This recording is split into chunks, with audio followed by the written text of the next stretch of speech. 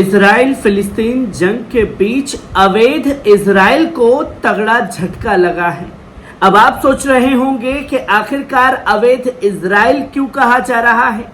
अवैध इजराइल इसलिए कहा जा रहा है क्योंकि अब दुनिया की सबसे बड़ी अदालत ने इजराइल को अवैध इजराइल जो है घोषित कर दिया है, जिसने साफ तौर पर यह कहा कि इजराइल ने फिलिस्तीन के ऊपर अवैध कब्जा किया है। इजराइल कोई देश नहीं बल्कि वो एक अवैध देश है जिसके फैसले ने पूरी दुनिया में हड़कंप मचा दिया है। जहां इजराइल की अपनी पहचान जो है वो खत्म कर दी इंटरनेशनल कोर्ट ने, जहां दुनिया की सबसे बड़ी अदालत में ये फैसला सुनाया गया है। क्योंकि जंग के बीच में जिस तरीके से लगातार नरसंहार कर रहा है इजराइल, उसको पूरी दुनिया देख रही थी और आज यही फैसला जो है खासतौर पर इजराइल के खिलाफ सुनाया गया है। जहां साफ तौर पर आप स्क्रीन पर देख सकते हैं कि इजराइल को अवैध करार दे दिया है इंटरनेशनल कोर्ट ने।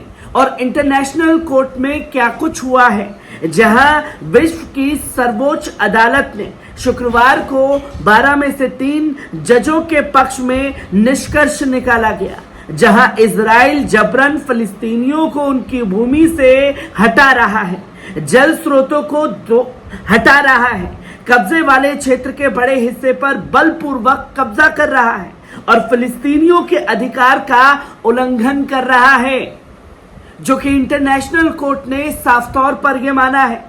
और इंटरनेशनल कोर्ट ने यह भी फैसला सुनाया कि इजराइल को वेस्ट बैंक में सभी बस्तियों के निर्माण को रोकना चाहिए और कब्जे वाले क्षेत्र में मानवाधिकारों के उल्लंघन के लिए फिलिस्तीनियों को मुआवजा देना चाहिए।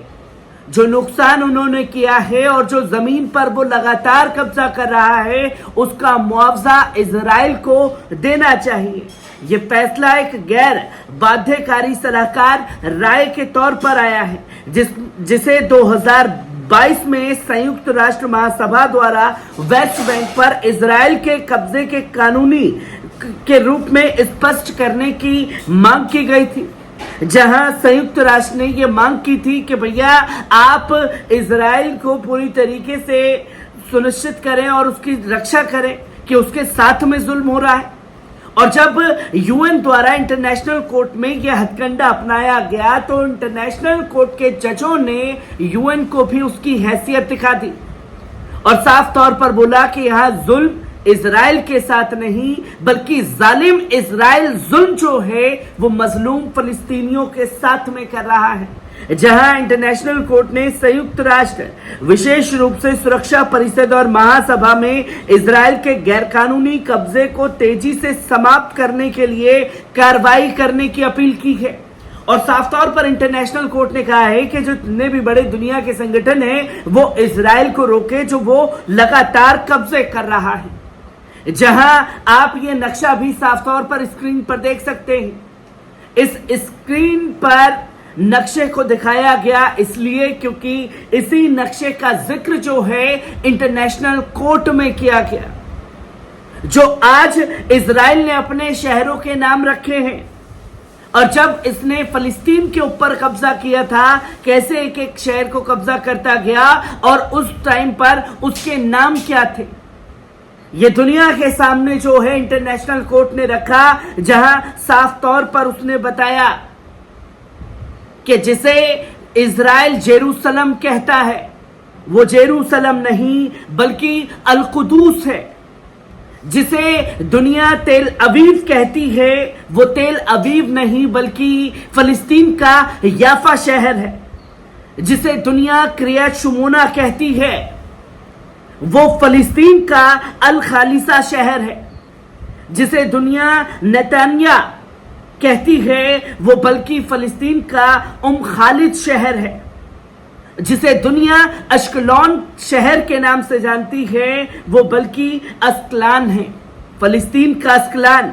और साफ तौर पर यह बताया गया कि जिसे दुनिया बीर शेवा के नाम से जानती है वो बल्कि फिलिस्तीन का बीर अल साबे शहर है और जिसे दुनिया एलियट के शहर के नाम से जानती है, वो बल्कि अल रशरश शहर है। और अंत में साफ तौर पर कहा कि दुनिया जिसे इजराइल के नाम से जानती है, वो इजराइल नहीं बल्कि फिलिस्तीन है। इंटरनेशनल कोर्ट में इस बात का जिक्र जो है वो हुआ, और जब इसका जिक्र हुआ तो इजराइल के मंत्रियों की तरफ से भी रिएक्शन आना शुरू हो गए, जहां आप साफ तौर पर स्क्रीन पर देख सकते हैं कि इजराइल के ऊर्जा मंत्री एली कोहेन ने कब्जे वाले फिलिस्तीन में इजराइल की नीतियों और प्रथाओं को अंतर्राष्ट्रीय कानून का उल्लंघन करार दिया है।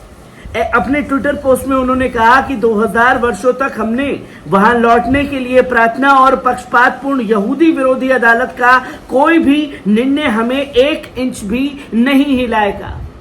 जहां इंटरनेशनल कोर्ट की हैसियत दिखाते हुए नेतन्याहू का ये मंत्री कह रहा है कि हमने 2000 साल तक तपस्या की है, तब जाकर के हम अपनी वेपन वॉल के सामने जाकर के प्रार्थना कर पा रहे हैं, और हमें 1 इंच भी जो है कोई नहीं हटा सकता। हम इसी तरीके से डटे रहेंगे। जहां उन्होंने ये भी कहा कि अतीत में गाजा से इजराइल की वापसी एक गलती थी जिसे इजराइल को दोहराने का कोई इरादा नहीं है, जिसका जिक्र किया गया। और जब इसका जिक्र खास तौर पर किया गया है तो इंटरनेशनल कोर्ट के फैसले का हमास ने भी प्रतिक्रिया दी है, जहां हमास ने संयुक्त राष्ट्र महासभा में अंतर्राष्ट्रीय न्यायालय द्वारा प्रस्तुत सलाहकार राय का स्वागत किया है, जिसे समूह ने जायोनी कब्जे की अवैधता की पुष्टि की है। उन्होंने एक बयान में साफ तौर पर कहा, हमास ने घोषणा करते हुए कि अंतर्राष्ट्रीय प्रणाली कब्जे को समाप्त करने के लिए तत्काल कार्रवाई की आवश्यकता से पहले रखता है। इसने संयुक्त राष्ट्र महासभा और सुरक्षा परिषद से कब्जे को समाप्त करने के लिए आवश्यक उपाय करने की अपील की है, जिसने आंदोलन में अंतर्राष्ट्रीय समुदाय से खुद को इन प्रस्तावों के तहत लैस कर दिया है।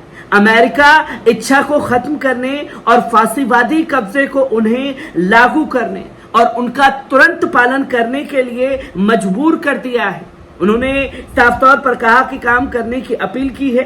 इंटरनेशनल कोर्ट ने फैसला सुनाया कि अल कुदूस और वेस्ट बैंक पर इजराइल के कब्जे से एक समझौता नीति बनी है, जो अंतर्राष्ट्रीय कानून का खुले तौर पर उल्लंघन करती है।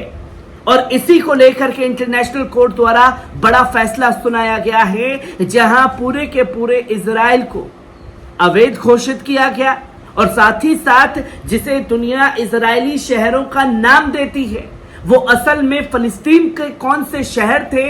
इंटरनेशनल कोर्ट में इस बात का भी जिक्र जोरों पर रहा।